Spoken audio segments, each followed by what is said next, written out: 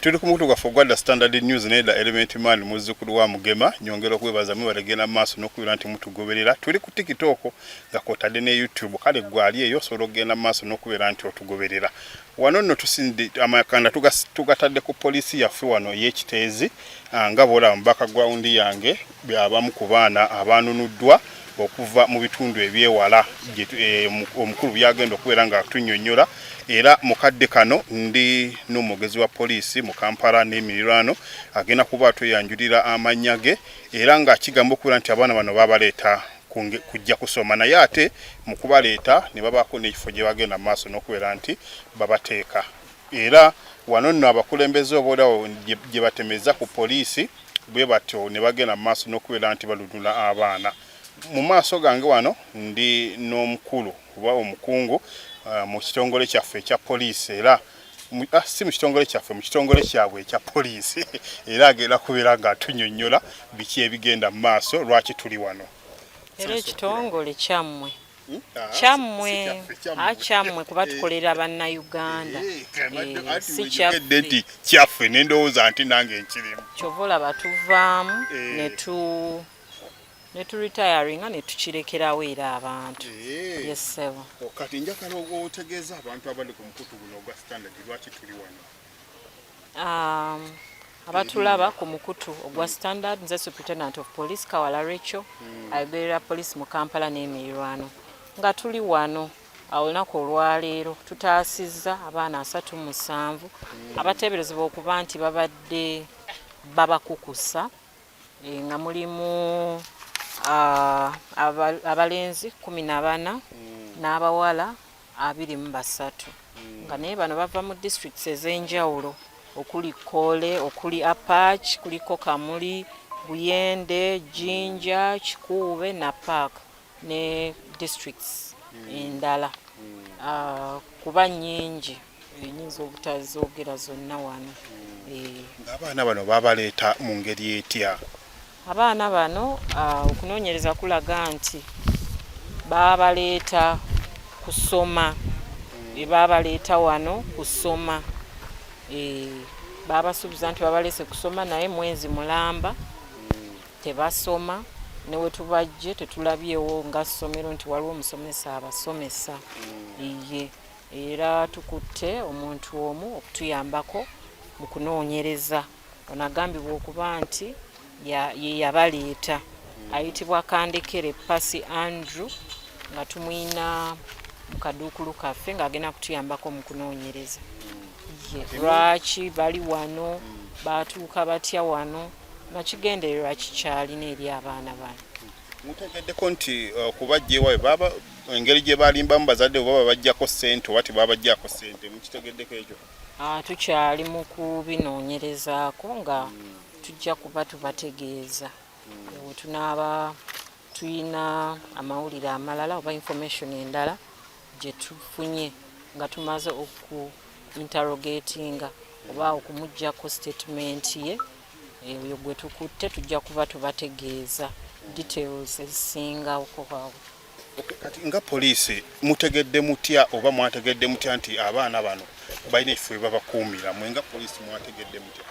Twafunye information okuva mu ba LOC ab'ekyalo kimanyikiddwa nga Kabaga Kayanga Zone mu Kitezi Ward mu Kasangati Town Council mu district ey'e Wakiso era nga tubeebaza olw'okutuwa information eno kuba tuyina abalala ababisirikira obumenyi bw'amateeka mu bitundu byabwe naye bano tubasanyukidde era tubeebaza era nga tubakubiriza okwongera okulaganira awamu ne poliisi. Kese zino ez'abantu okujja okulimbalimba abazadde ne baleeta abaana ne babateeka mu biyumba ziri zitya zeeyongera oba zigenda zikendeera? Waliwo ne wiiki ewedde mu district era ey'e Wakiso twafuna mu kyalo Kikunyu twafuna era tulina abaana 18 be twazuula okwali abalenzi 9 n'abawala 9 era nga nabo baali babaleese mu kubasomesa era awo wetugambira abazadde okubeera obulindaala bafeeyo baani be bakwasa abaana baabwe obutamala gawa buli omu mwanawo ge mazima balowooza nti awo omwana ono simusobola oli najja n'akuyamba n'akulimbalimba ngenda kuyambako nkugulireko ebitabo mbagulireko kino mulabirire mutwale ebweru era n'abantu abakulu nabo babalimba tulina betuzze tuzuula eyo mu mizigo eyo mu division eya Kira nga nabo babasuubiza emirimu ebweru babasuubiza bawa courses naye ate babasasuza ne ssente naye bano tetunazuula oba bazadde baabwe babasasuza byonna bye tugenda okunoonyerezaako. Bw'otunuulira abaana bano era omulabi ali eyo omusiigire ekifaananyi abaana bano bali wakati wa myaka ng'emeka ku emeka bw'osinzira ku ndaba gye balabamu? Abaana bano bali wakati w'emyaka 7 paka myaka nga 16. Kati omuzadde mwenga poliisi mukoze mutya okulaba nga omuzadde tebamala gamujja ku mwana mulimbalimba mu bintu ng'ebyo era nga poliisi abazadde bano mubawa amagezi ki? Buli kimu era mwina kisuubira mu poliisi naye bwe nzaala omwana wange nina omulabirira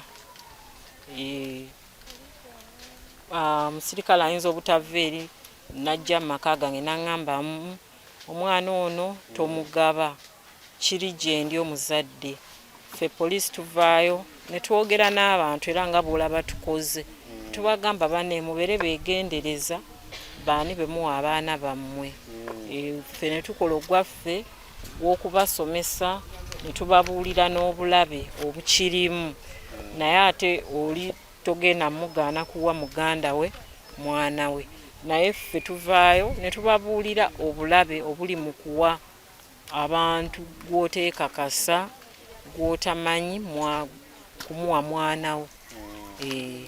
Kati omusajja ono gwe mukutte gwogenda nti gwe mukutte yagenda atambula mu bantu mu bazadde b'abaana oba alina abantu abamuyambako? Tetunnaba kufuna facts ezo naye tujja kuba tuzibawa eyo mu maasoko. Kati omuntu ono musango kiguyinza okuba nga gugenda kumuggulibwako? Omuntu ono tugenda muggulako tunaba tumaliriza okunoonyereza fayiro tugikola ne tugitwala mu ofiisi eya DPP ne tufuna obuwabuzi ku misango ki emituufu naye nga wetwogerera tubadde tugudde omusango ogw'okugezaako okukusa oba kiyite human trafficking gwe guba gusobola okumuggulwako bw'abanga gumusinze gwe guba gusobola okumuggulwako bw'abanga tukoze okunoonyereza ne tufuna obujulizi bwonna obumulumiriza. Kagambo ki oba kalowoozo ki k'osembyayo eri abazadde bonna mu ggwanga okukuumamu abaana baabwe? Abazadde bonna mu ggwanga ffe tuzaala abaana bano era tubalabirire bulungi tubafeeko nnyo tuleme bagabagaba gye tutakakasa ne bw'oba wamugaba londoola wa gye wamugaba ate obeere ng'omanyi wa gye bamututte so si gwe kugaba noweeberera ewaka ndaba omwana yagenda kusoma nga n'okusoma tasoma. Ebyo nno bye bigambo by'omwogezi wa poliisi genda kubeera nga muddamu tweyanziza nnyo tweyanzeege wano ku Standard News. Kati kampite ku chairman w'ekitundu chairman naye jje abeeko byatunyonnyolamuko ku mbeera eno eyagudde mu kitundu. Chairman nsanyusa okulaba nange sebo okubasinkana oliko mukutu ogwa Standard News abantu bandyagadde okumanya nti gwewategezeza poliisi otuwuliremu amawulire gano wagwenga gwe mukulembeze wagategedde oti era lwaki wadduse ku poliisi? Nze Bowemba Robert Muwanga chairman w'ekyalo Kabaga Kayanga ekisangibwa mu Kiteezi Ward mu Kasange Town Council mu Wakiso District. Twafunye amawulire akawungezi kajjo nga batutegeeza nti waliwo eyapangisizza emizigo gy'amayumba n'aleeta abaana ekibinja ky'abaana naye nga tebamanyiddwa wa gye bavudde nakiki kye bagenda kukolera mu kitundu ekyo. So twasobodde okukwatagana ne ba defense ne batuuka ku kifo ekyo kyamazima ne basanga nga ekibinja ky'abaana bangi we bali era nga n'ababavunaanyizibwako abaliwo tebalina nsonga ntuufu gye bannyonnyola.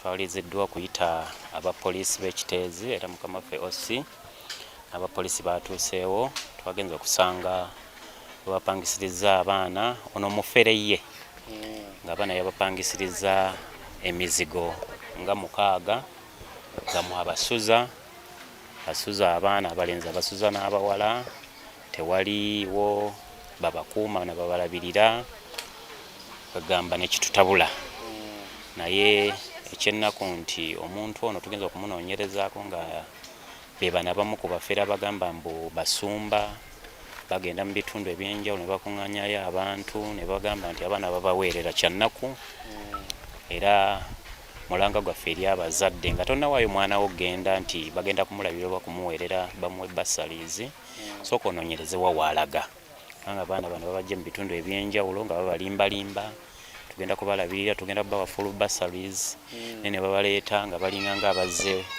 okubakozesa obuddu. Kati mwenga bakulembeze abaana bano omusajja omuwadde mumumanyi oba omusajja tetumumanyi era ennyumba badde yakagipangisa kyetutegeddeko waliwo omutuuze waffe yamupangisa amayumba namupangisa amayumba ago gonna rooms ziringa 6 nazimupangisa naye n'aba landlords twagala okubakubira omulanga nti katonda pangisa muntu sooka omunoonyerezeko omanye egiwa gy'ava kusinga omuntu n'asitula abaana kumpi abaana 40 n'abajja mu bitutumu abajje nga abakuŋŋaanya najja abayiwaawo ate landlord n'otatwala mukisa naawe kufaayo kugamba nti ono aleese abantu bwe bati buvunaanyizibwa ki bw'abayinako. So tukivumirira era n'okukubiriza landlords bwabanga abantu bazze okupangisa amayumba gammwe mufeeyo nnyo okumanya azze okupangisa avudde luddawa buvunaanyizibwa ki bw'ayina kati kisobole okutuyamba oba oliawo abantu abakozi b'ebikolobero oba abaferenga bano obutajja mu bitundu byaffe kukolera mu bintu ng'ebyo. Kati twagala otunnyonnyole abaana bano babadde mu mbeera ki mubasange? Abaana tubasanze mu mbeera mbi abamu nga bakaaba njala nti bamaze ennaku nga 2 yabaleeta n'abateekaawo tabawa byakulya kati tukyewuunya omuntu ng'ono kuŋŋaanya abantu n'obajja mu bitundu abaana b'abantu n'obajja mu bitundu ebyenjawulo gwe wennyini nga weetaaga kuwa buyambi ate weoyagala kwefuula agaba obuyambi kubanga gwe wennyini oli mufere toyina bw'oli toyina kyoyina naye ogenze mu bitundu omatizza abantu obajjeko abaana baabwe ozimba ogenda kubaweera n'okubalabirira kyannaku nga nawe wennyini weetaaga kulabirirwa ate kati okuŋŋaanyiza abaana b'abantu mpozze kubalabirira n'okubasomesa kinakuwaza. Tubuuliremu babadde basula batya ewaka wali? Ekyamazima bw'otuuka wali amaziga gakuyitamu ne gakuyunguka nti abaana abeebasa weebasa ku seminti tayina wadde emifaliso balinawo rooms ziringa 2 bateekamu ebitundu baali ekikaddekadde abaana kwe bagwa nga tebalina na byakwebikka naye nga bakuŋŋanyiza okubajja mu bitundu ebyenjawulo kinakuwaza era kyannaku nnyo ddala. Kitegeeza mwe temubadde mifaliso? Temubadde mifaliso yadde abaana bagwa ku seminti abamu bagwa ku bitundu baali ebikadde. Embeera y'obulamu bwabwe abaana bali mu mbeera si nnungi enjala ebaluma era bwe tutuusa awo twekozeemu omulimu gw'okubagulira ebyokulya kuba babadde baagala kufa njala bamaze ennaku 2 abamu tebalya naye nga yabakuŋŋaanya okubajja mu bitundu ebyenjawulo.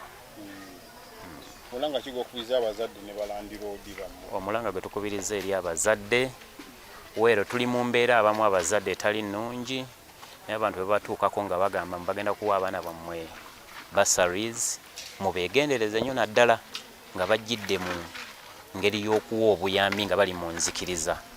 Tulaba bannaffe bangi bakuŋŋaanya abaana mu ngeri nti waliwo ekitongole ekyabalokole kigaba obuyambi ne basitula abaana ne bajja mu bitundu ebimu okubatwala mu bitundu ebirala kinakuwaza. Mulimu abakola ebituufu naye n'abafere ate mwe bali bangi. Kati ng'ono nti yagenda n'amatiza abazadde mu bitundu ebyenjawulo nti agenda kuweerera abaana n'okubalabirira abafulu basalenzo n'okubalabirira kyannaku nnyo nti ye mwennyini akuŋŋaanya abaana naye yeetaaga kulabirirwa na kuyambibwa ate yakuŋŋaanya abaana b'abantu. Okumanya akalowoozo koolina akasembayo eri abantu. Kirowoozo kye tulina nti bw'olaba embeera yonna mu kitundu mw'oli gy'otategeera kya buvunaanyizibwa era kikulu nnyo okwanguwa okutuukirira bekikwatako babakulembera ebitundu. Kati singa bano abantu abaliraanyo tebayanguye kutegeeza mbeera eno oba ole twandiyanguye kukitegeera. So bwe wabaawo embeera yonna gy'otategedde oba gy'olaba gye weemulugunyaako kya buvunaanyizibwa nnyo okwanguwa eri abakulembeze b'ekitundu okubategeeza oba oliawo ensonga lwaki bano abaana basobodde okwanguwa okuyambibwa ng'embeera tennagenda nnyo wala. Erinnya ki? Nze Buwembo Robert Muwanga, chairman w'ekyalo Kabaga Kayanga.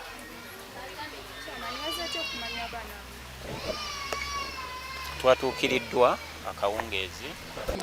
Oli otya? Do you know Luganda? He does not. English. You doesn't know Uganda? Who are you? What is your name? Omar Gerald. Hmm? Omar Gerald. You came from which district? Apache. Apak. Yeah.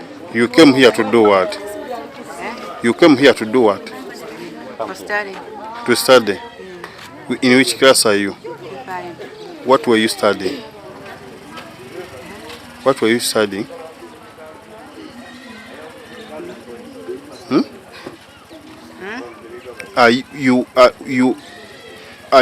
Were you studying or not? We are not studying Why? because you are lying me. Yeah? Because you are lying me. They deceive you. Yes. What do they deceive your parents to come here? Okay, Emmanuel. I speak in English. I don't know Luganda. You don't know Uganda? Who are you? My name is Apio McGraffin from Northern. From Northern. Yes. Apak. You came here to do what? They lied to us that they will give us full bursary. But they have dumped us for 1 month. Yeah. In which situation were you? We always eat late. We always sleep in a canvas and these mats. And also we always sleep at around 1 midnight. Midnight. And also we walk long distances to look for water. And also they always use force because they always cane our boys with the black mambas and wire lock. Who were they killing them? This is one of them. Another boys they left. They were like from Eastern. Yes. This where they came from they came to your parents or Okay, someone? They used one person from there, and that person was called Okele Emmanuel. He was a speaker, youth Akere division. He lied to us that these organizations works with the orphans and give people who cannot go to school. And also they made me to lose my scholarship because I was at Legacy, and also they offer bursary from there. Me, I'm in A level. But they are being lying to me. They always tell us that we become. Also, sometimes they locked us in. If we ask, they always say it's for our safety, but it's not fine. Now we are telling them that we want to go home. They are just lying to us. They always use force. And also me, I've wasted my time because me, I was doing BCA. And they have not chased me because now they are bragging around because me, I have only my mom. That's why they're behaving like that. But the only thing we want, I want to go home. You were in which senior what? Senior 5. Senior 5. You mean you didn't go to school all of this time? We didn't go to school. But in first term I was there. In second term they told us they will give us full bursary. We should not have our mattresses, cases, everything we shall get from here. But there is nothing. Yeah. You mean they pay you last time, but this time they have not They yet? didn't pay me. It was my mom who paid me last time. Last time? They only took money from us. They told us we pay 80,000 for uniform, plus our transport, plus our requirements like shops, sugar, squeezers and rim. And more so now we want them to return our money because we want to go back. Me, I've wasted a lot, but me, I know my capability because I'm not too late. I can still make it in life. You came in second term? Yeah, I or came in first second time. So far I'm now making 1 month here. 1 month here without going to school? Yeah, we came with our coordinator. He took 6 of us and he brought another people. Now we northerners, we are 12, 4 girls and the rest. But people who from Apart district, we are 7. 2 girls and some boys. And 1 boy is in senior 1, the rest are in primaries. But me and 1 girl, that one, we are in A level. In which school were you? I was at Legacy College, Apache. Yeah. Now, what do you want you to do for you? Oh, I just want, if they can help us to take us home, it's fine. The only thing we want, every people wants to go home alive. Because I know, if not, okay, I've wasted much, but I know I can still make it. Okay, you are who? Appeal Helma Graffin. Appeal? Helma Graffin. Okay. Yes. You're fine. But you speak loudly. What are your names? My name is Akelo Rafela. Akelo Rafela. You came in which district? From Apart district. What do these people deceive your parents? Okay, these people deceive our parents. My parents, they are going to pay for me school fees. That the contract is for 10 years. And my parents, they were all aware that I'm coming here to study. But after reaching here, I found nothing. Now I just want them to give me my money, return my money back so that I go home. Yeah. You paid how much? I paid in total, plus the requirements. That is 160. Yeah.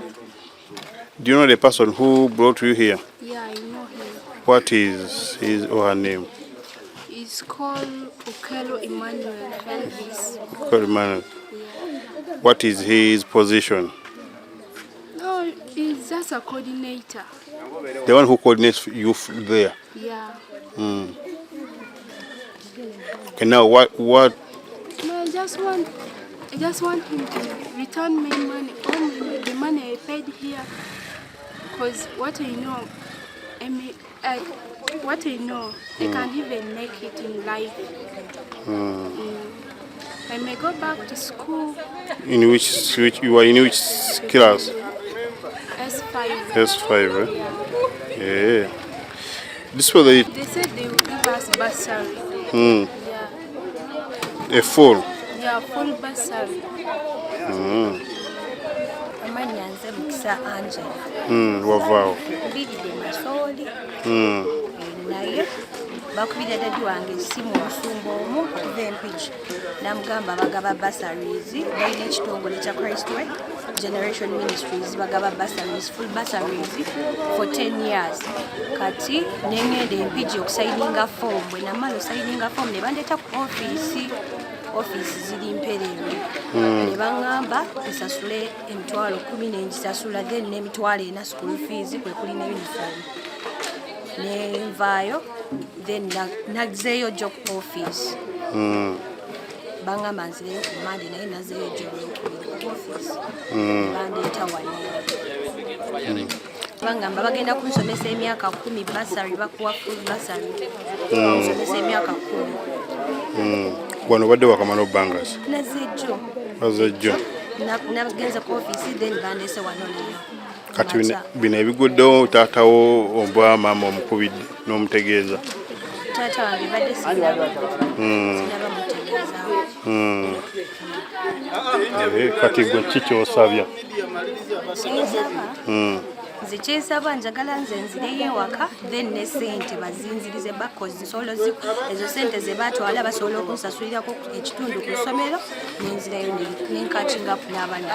Wabadde osasudde ssente mmeka? Emitwalo 10. Nkiza buli omu bamuggyako za njawulo. Bakuggyako za njawulo.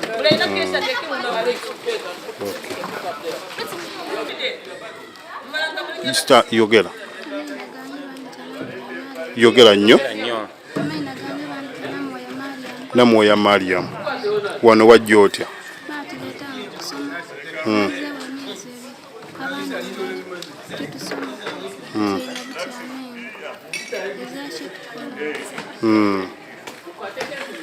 Mukati mubadde mukola ki? Naye nga bo babawa nsonga ki?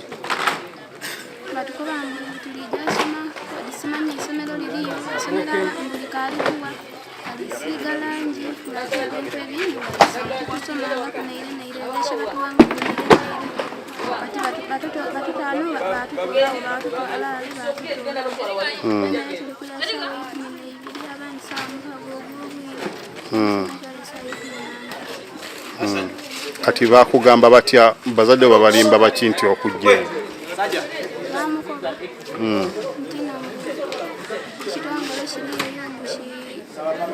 Ky'abaana kusoma abazira ssente baida bakuba maama nti ngenda kujja kusoma maama yakuba ati kusomerawo yakuba mbu essomero liri Kampala ng'ezira shotola neira school fees tomuwaayo maama yababuuza ati essomero lyamba nga totwaire kintu kyonna kyonna yabakoba ati kati twali tuli awo bankubira esimu bwire saawa 6 bankoba ati oyo alisimbuka ku nsi maama yankoba ati jani national ID yankoba ati jani neisimu yankoba ati webanga nga bizirayo makulu bakole ki odakunkubera ne national neisimu nanga biziramu makulu kati wenalinga nkola bandeta banange bandokayo nga bakubira ki? kuba kwogerayo maama waabwe mubadde muyita mu mbeera ki wano? era tuli mu mbeera nungi nga mubaka mubadde mwebaka mutya? Mwebagatta n'abalenzi? era byawalanawo ziratukuma batekuuma bene. Kali ki ky'osaba?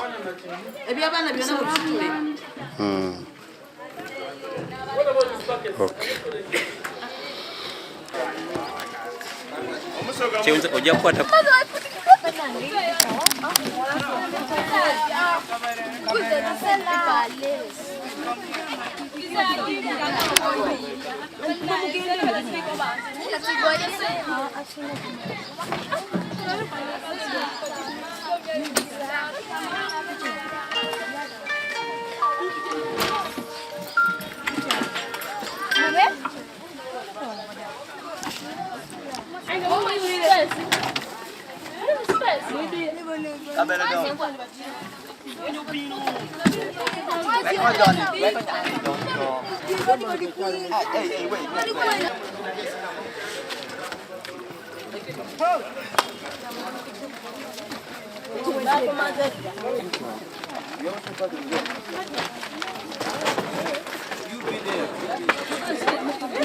taxi. You can sit in the taxi.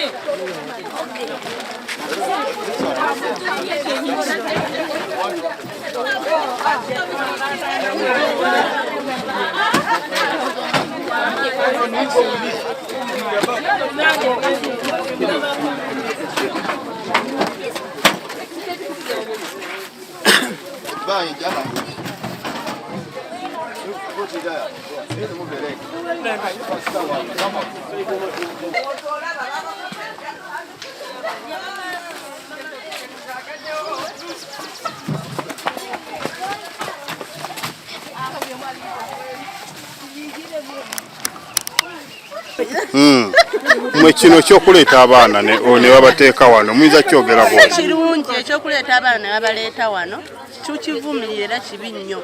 Ate n'abazadde tuyina ensobi n'oleeta omwana n'owa omuntu omwana naye nga tosobodde na kutuuka wa mwana wo gy'alaga. Kintu kibi nnyo nnyo. Abaana babasuza n'abaana abawala, abalenzi basula n'abaana abawala, kintu kibi nnyo, si kirungi. Kibi nnyo, tukivumirira era oyo eyakikola bamukwate bamusibire ddala. era munnaye naffe tuguddeko bugitwere tukimanyi tuli ba neighbor wano naye naffe twetuguddeko kumanya nti emmanju waffe waliyo eyaleeta abaana yabaleetanga oba agenda obbayamba naffe tuteekanze bwekanzi bamazewo ennaku 3 tuteekanze bwekanzi nga baleeta poliisi wano waani wamukyala bamuyita Jane lino ssomero oba mizigo si ssomero bizimbe mizigo gye yazimbawo mizigo nebapangisizaawo ssomero ki eribadde lipangisizaawo liri lyava kava lino sifanyize eyo simanyi nti nga ssomero ffe tubalayo bulabe bazze buzzi naku nga 3 bannange abaana babagamba nebunya bannange byansukkako tekuliko metroni nti abakuuma abaana bato mulimu abakulu kuliko abasajja 2 be bakuuma abaana babaleeta ne babapangaawo babasibidde mu nju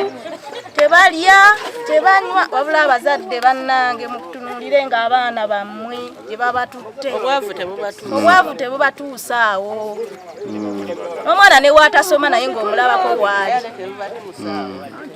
ekyo kye ŋŋamba omwana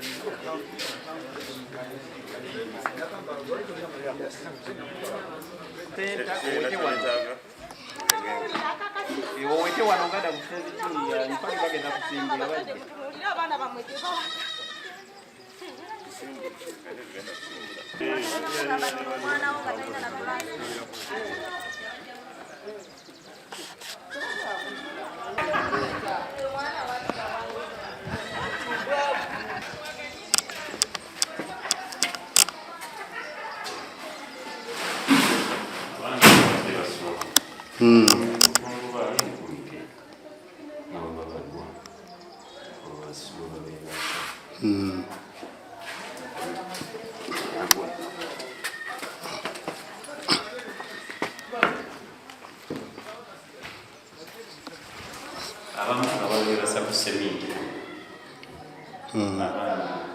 wakati wano tusanzeewo abaana 16 abalenzi n'abawala nga bonna basulawo muwumwemu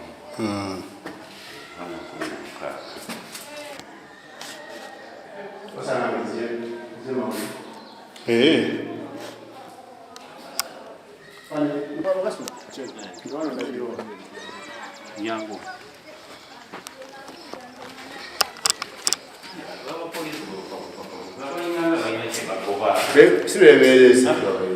kati abamu nga bagwa wano nga bwe wali tebalina kyakwebikka tebalina kintu kyonna abaana nga babasuula busuuziwa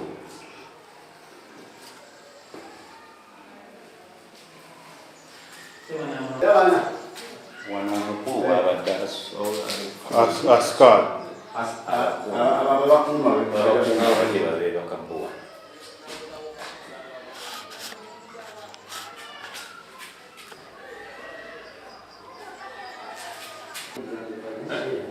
bano be babakuuma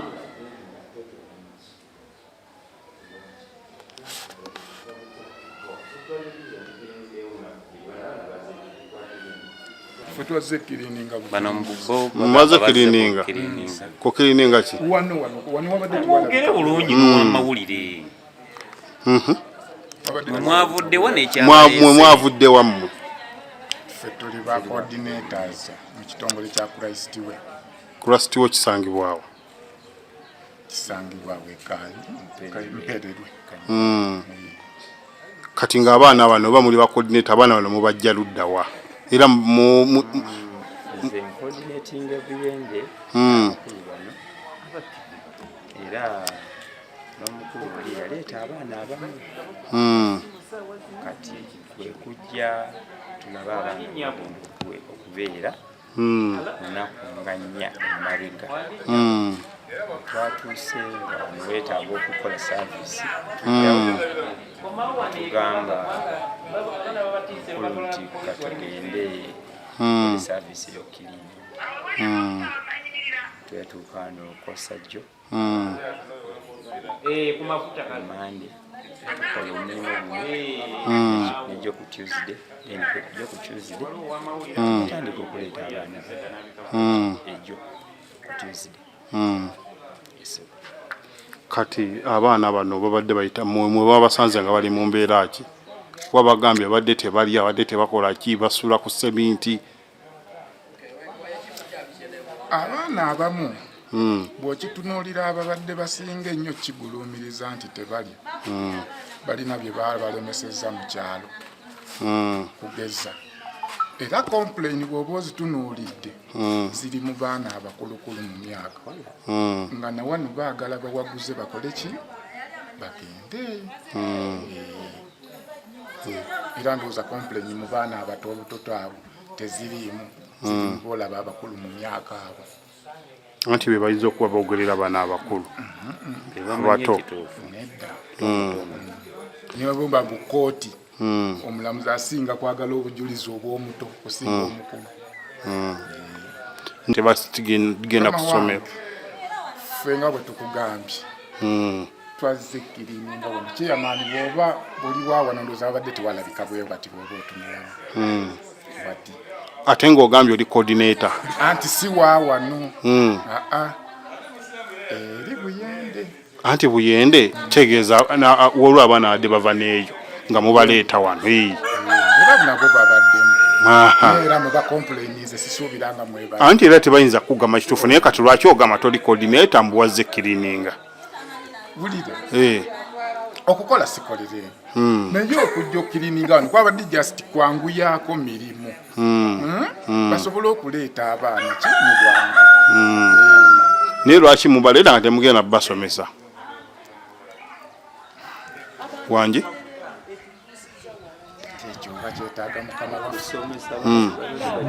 bagambye bakamala emyezi 2 nga tebasoma mwe mwabaleeta tubadde sikimanyi kubanze manyi ennaku ze nazze okuva eri nentuukira ku ofiisi bakisindika wano tukirininge wano tuyise mubazemani nekyemyezi 2 tempulirira ofiisi eriruddawo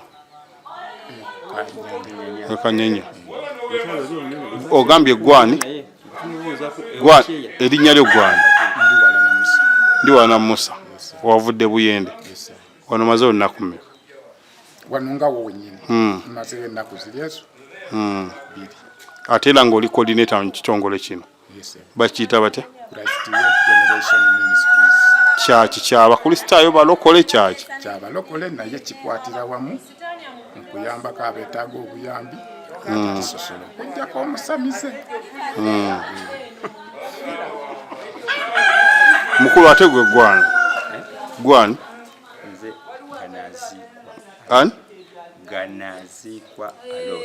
Ganazikwa Alone olina emyaka emeka anamugumu ate gwe mukulu olina emyaka emeka